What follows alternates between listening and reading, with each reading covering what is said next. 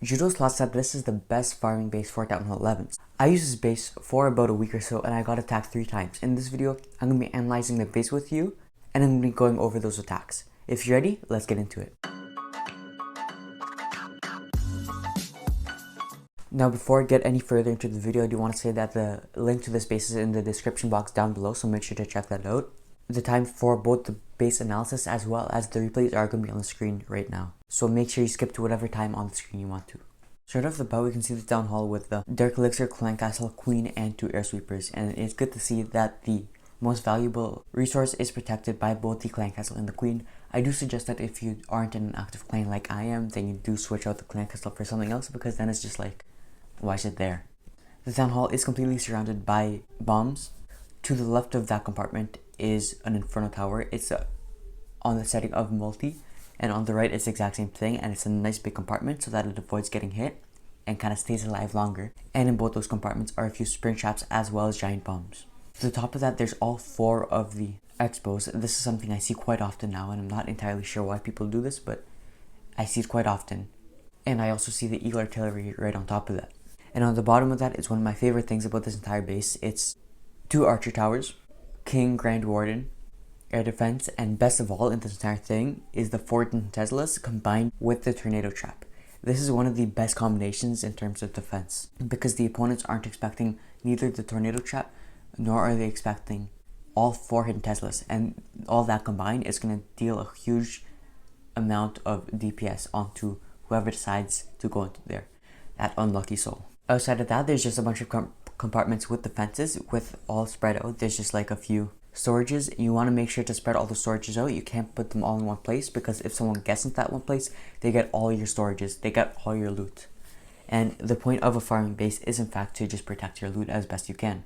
On the outside of the base, they have a few defenses. They have things like mortars, cannons, the usual thing to put on the outside of the base. And this is going to make it harder to final, because for example, they put down a golem. The golem's going to go from cannon to cannon to cannon, and he's not going to go inside the base. Instead, he's going to go around the base. And otherwise, the trash buildings, they're just spread around the base in no specific way. For example, in a war base, you would make sure to put them with 2 tile gap, but here they're just kind of put around. And that is just like the general analysis of the base. Let's hop into the replays. Starting with 2 Electro Dragons on the top and 2 Electro Dragons on the left side of the base, and the Queen with the Grand Warden in the center of those 2, along with 2 more Electro Dragons and all the balloons. The opponent is regularly freezing the air defense, and he activates his Warden's ability along with Rage Spell, and his remaining balloons right from the start. He keeps regularly putting his freezes down on the area's value, but this attack once again was a fail. Attacker starts with the Electro Dragon on the top, then hastes with balloons to take down air defenses, followed by 2 more Electro Dragons on the right side. The remaining Electro Dragons are just kind of sprinkled around the base. Then at the end, the Queen just gets taken down. And as you can see, the opponent does get like 80 or so%, but it's only 1 star, and in my books, 1 star isn't really a successful attack. Now right off the bat, we can see the attacker putting 2 Electro Dragons on the right and left side on the top sides. This is to establish a funnel so that he can drop the rest of his Electro Dragons down and they can keep going down the center.